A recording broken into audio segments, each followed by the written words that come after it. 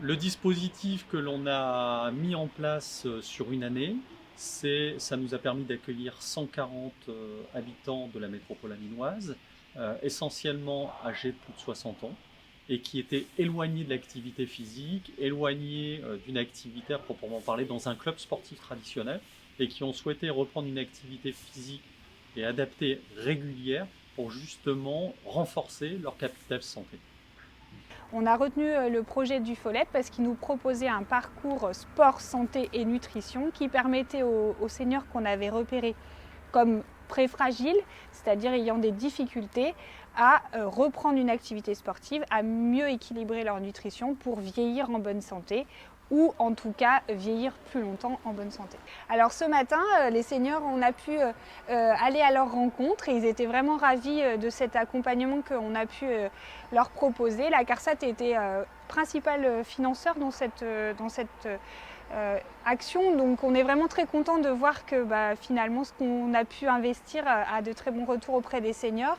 Et Stéphane a pu aussi nous montrer des premiers résultats sur l'impact de ces parcours. On voit que les personnes ont récupéré en capacité physique, en masse musculaire, en souplesse. Donc c'est vraiment des résultats encourageants pour l'action de la CARSAT. Notre objectif à la CARSAT, c'est vraiment d'accompagner les seniors à bien vieillir. On sait qu'en France, on vieillit longtemps, enfin en tout cas on vit longtemps, mais on ne vieillit pas en bonne santé. Et notre mission, c'est de pouvoir accompagner vraiment les seniors à vieillir longtemps et en bonne santé.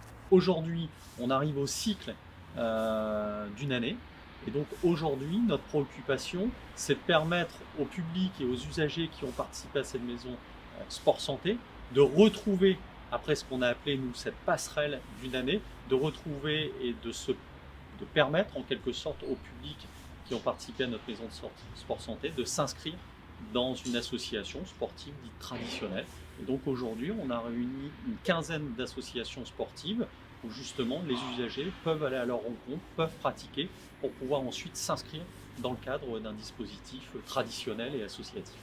Bien entendu, un lien social s'est créé. On voit que ces personnes aujourd'hui, elles sont toutes proches les unes des autres, elles ont déjeuné ensemble, elles font des choses ensemble, elles s'inscrivent par petits groupes.